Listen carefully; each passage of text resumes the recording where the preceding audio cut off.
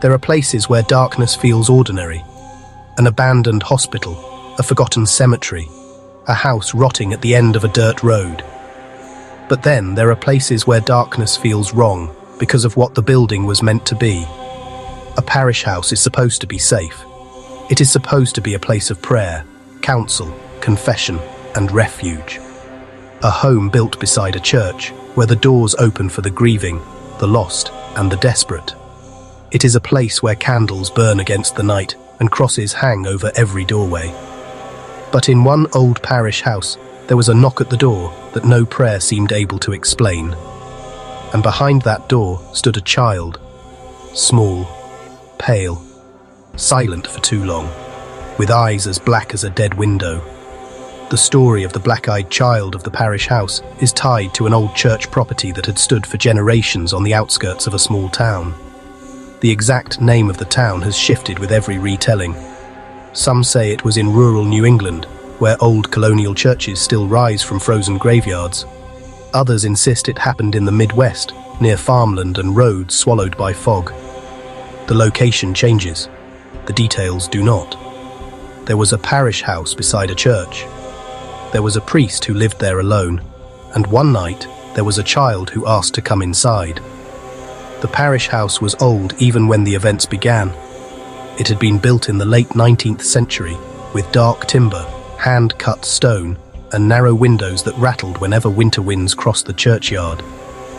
It sat close enough to the sanctuary that anyone standing on its back porch could see the leaning crosses of the cemetery behind the church. The house had a reputation long before the black-eyed child appeared. Former priests complained about whispers moving through the walls. Visitors heard footsteps pacing across the upstairs hall when every room was empty. Parish workers avoided the basement, especially after sunset. More than one person claimed the cellar door opened by itself during services, even after it had been locked. The basement had once been used for storage. Before that, according to local rumor, it had been used to hold bodies.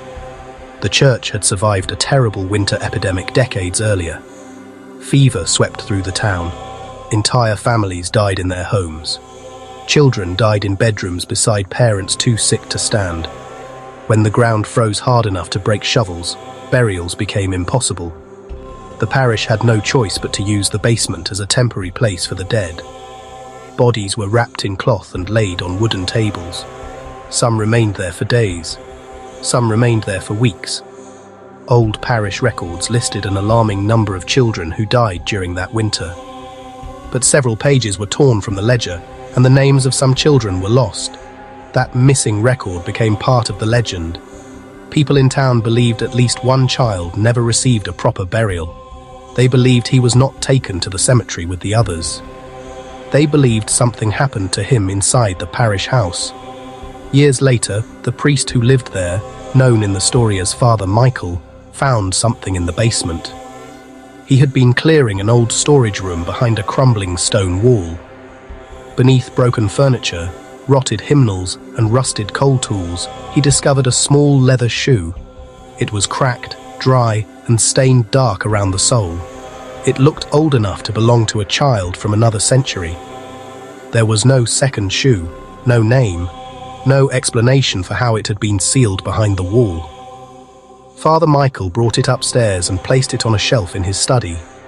He considered it a piece of parish history, something he could show the local historical society, something that deserved to be preserved. That was when the knocking began. The first knock came just after midnight, 3 slow impacts against the front door. Father Michael woke in his upstairs room and assumed someone from the parish needed help. Late-night visitors were not unusual. People arrived after accidents, family emergencies, deaths, and moments when grief became too heavy to carry alone. He dressed, walked downstairs, and looked through the narrow glass pane beside the door. At first, he saw nothing but darkness and the pale shape of the church across the yard. Then lightning flashed over the cemetery. A child stood at the bottom of the front steps. The figure appeared to be a boy, perhaps 7 or 8 years old. He wore a dark coat that hung too loosely from his thin body. His hair was wet and stuck across his forehead. His shoes were muddy, though there had been no rain that evening. Father Michael opened the door only a few inches and asked if the boy was lost. The child did not answer right away. He stood perfectly still.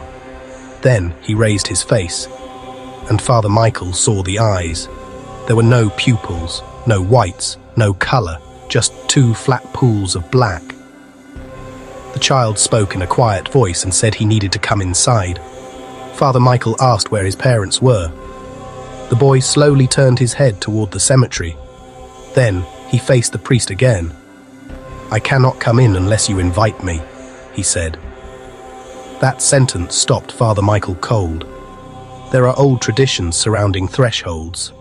In countless stories, something dark cannot cross into a home unless it is invited. Whether those stories are spiritual warnings or the language of ancient fear, the message is always the same. A doorway is a boundary, and some things wait outside because they cannot enter on their own. Father Michael did not invite the child in. Instead, he told him to wait on the porch while he called the sheriff's office. The moment the priest turned away from the doorway, the knocking started again. Not from the front door, from the hallway behind him. 3 slow knocks. Father Michael froze. The child was still outside, but something inside the parish house had answered. When he looked back, the boy was gone. The front steps were empty. The yard was empty. The cemetery beyond the church was still. But in the thin dusting of frost on the walkway, Father Michael saw one trail of small, muddy footprints leading away from the porch toward the graveyard. There were no footprints leading toward the house. The next morning, Father Michael found the child's shoe missing from his study. He searched the house until he found it at the top of the staircase. It was filled with wet soil. A pale worm crawled slowly from inside it and fell onto the floorboards. He burned the shoe in the church furnace that afternoon. He watched the leather curl and blacken. He watched the flames swallow it.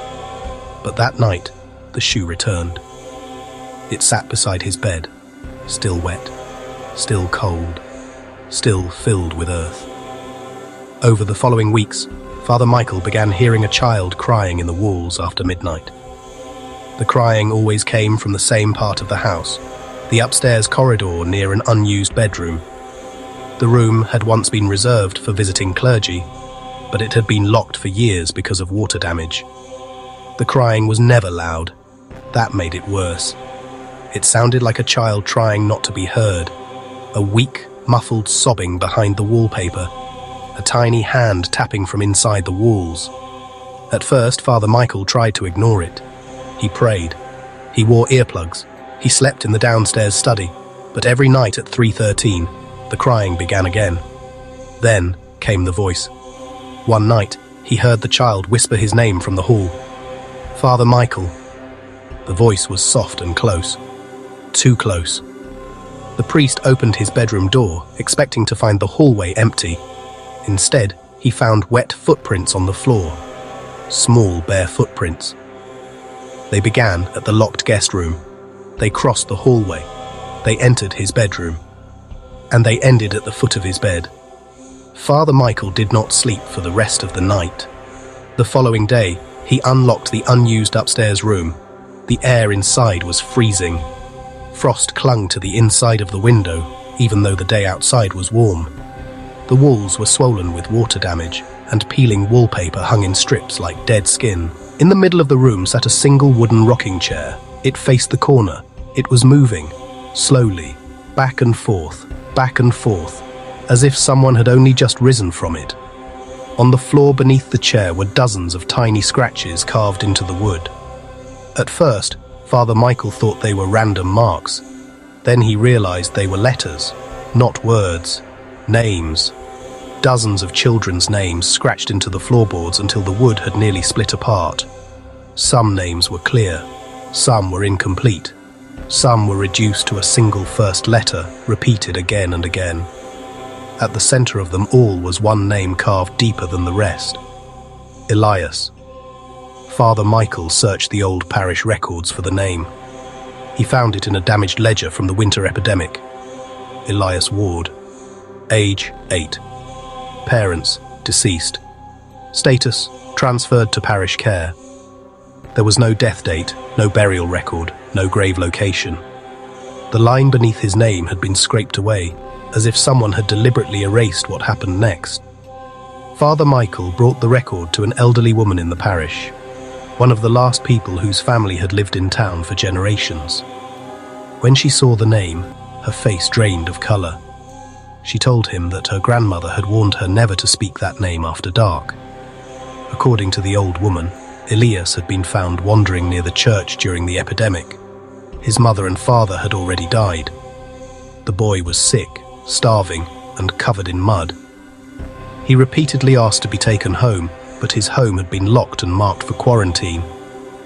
The priest at the time brought him to the parish house. At first, the boy seemed frightened. Then he began changing. He stopped eating. He stopped sleeping. He stared into corners and spoke to things no one else could see. He started calling for people who had been dead for years. And one night, he looked at the priest and asked why the voices beneath the house were so hungry. The old woman said Elias was confined to the upstairs room after that, not because he was violent, because people who entered the room became sick. One caretaker reportedly collapsed after hearing a child's laughter beneath the bed. Another woman claimed Elias told her exactly when and how her husband would die.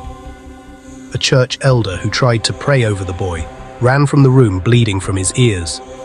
Then, according to the legend, Elias disappeared. No funeral was held, no grave was marked. The church records were altered, and the people who knew the truth took it with them to their graves. After Father Michael learned the name Elias, the activity became worse. The church bells began ringing on their own. Not once, not twice, but every night at 3:13. The ropes moved without anyone touching them. Parishioners who lived nearby woke to the sound of bells rolling through the darkness, only to find the church locked and empty. Inside the sanctuary, candles were found melted into strange black shapes. The holy water in the font developed a film of dark mud.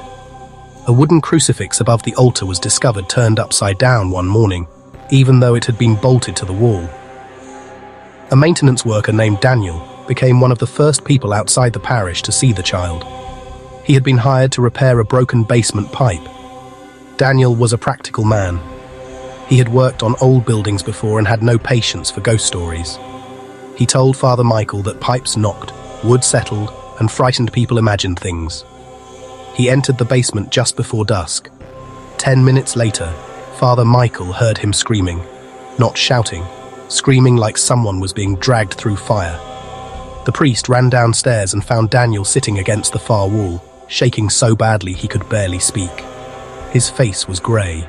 Blood ran from his nose. His shirt was wet but not with water. It was covered in handprints, small handprints, dark and muddy.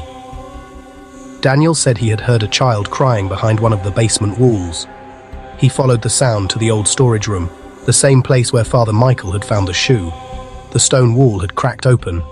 Behind it was a narrow cavity, and inside the cavity, he saw a child crouched in the dark.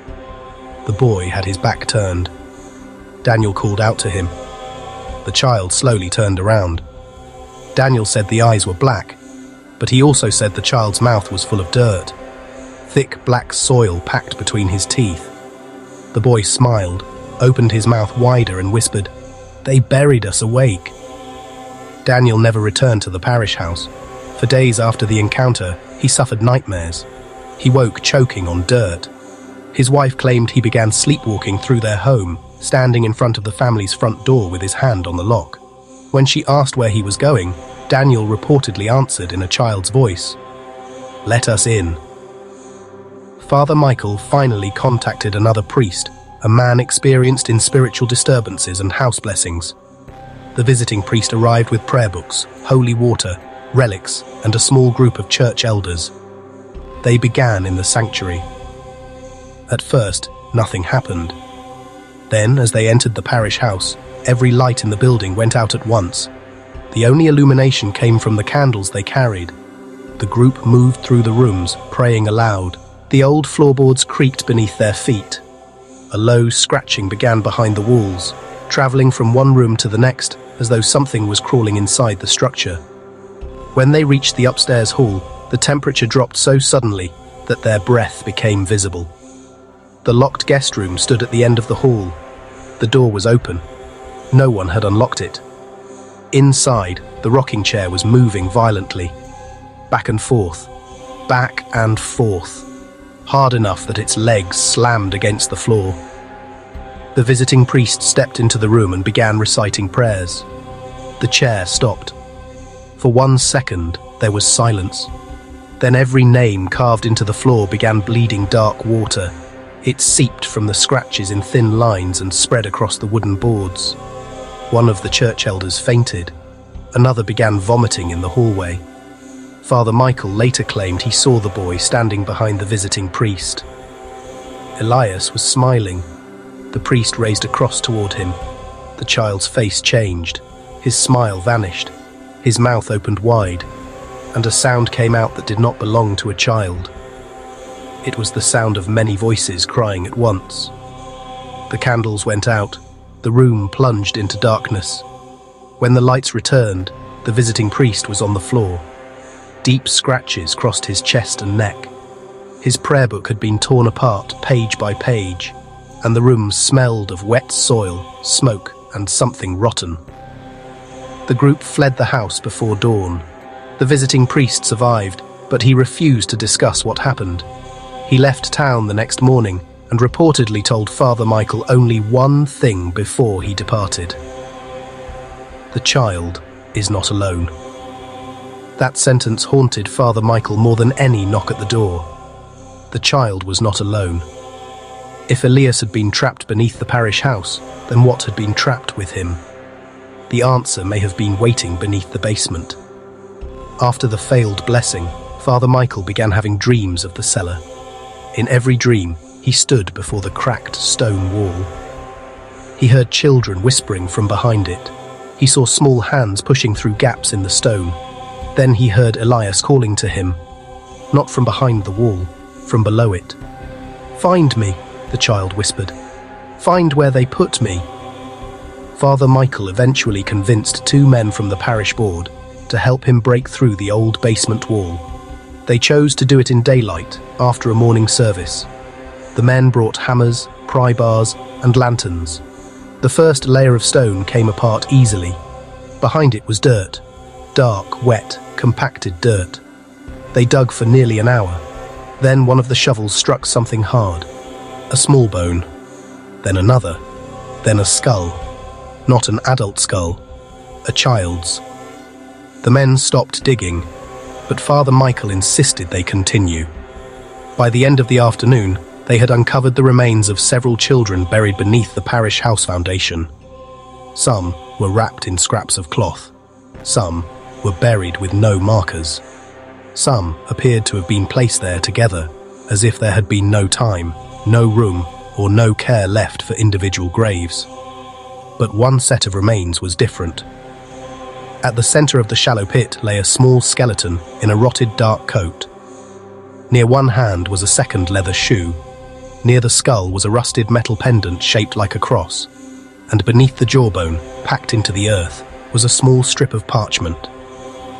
The writing was nearly gone, but Father Michael could make out one name: Elias Ward. The discovery should have brought peace. Instead, it unleashed something worse. That night, every door in the parish house slammed shut at the same time. The church bells rang until the ropes snapped. The cemetery ground shifted in places, pushing old headstones out of alignment. Neighbors reported seeing pale children standing between the graves. Some counted 6, others counted 12. One woman claimed there were so many figures in the churchyard that the darkness itself seemed to be moving. Father Michael woke in the church sanctuary. He had fallen asleep near the altar, afraid to remain in the house. When he opened his eyes, he saw muddy footprints leading down the center aisle. They began at the front door. They led to the altar, and they stopped directly in front of him. A voice whispered from behind the altar, "Why did you wake us?" Father Michael turned. The black-eyed child stood in the shadows. But he was no longer small. He was taller now. His coat hung in strips from his body. Mud covered his hands and face. His black eyes seemed deeper than before, like open graves. Behind him stood other children. Some had pale faces, some had hollow cheeks, some wore burial cloth around their heads, and some had no eyes at all. Father Michael raised the cross in his hands and began to pray. The children did not move. Then Elias smiled. "Do you know what happens," he asked, "when the dead have nowhere to go?" The candles around the altar burst out at once. The church filled with darkness. Father Michael later said he felt dozens of small hands grabbing at his clothes, his arms, his ankles, and his throat. He heard crying. He heard laughter. He heard fingernails scraping against the stone floor, as if something beneath the church was trying to claw its way upward. Then, just before sunrise, the pressure stopped. The sanctuary became still. The children were gone. But on the stone floor in front of the altar was a message written in mud. "Open the door." Father Michael left the parish the next day. He never returned to the parish house. He never spoke publicly about the graves beneath the basement, the black-eyed child, or the other children standing in the sanctuary.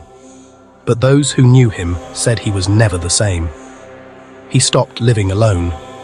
He kept lights on in every room. He refused to answer his front door after dark. Years later, after Father Michael died, workers were sent to clear the old parish house. The building had been condemned. Its roof sagged, the windows were boarded, and vines had climbed across the walls. The workers entered during the morning. By noon, 2 had quit. One reported hearing a child crying upstairs. Another found fresh muddy footprints on the ceiling of the basement. The final worker stayed behind to collect tools. He was later found outside in the churchyard before sunset. Alive, barely conscious. His hands were bleeding, his fingernails were broken, and he had scratched the same sentence into the dirt over and over. "He wants to come in."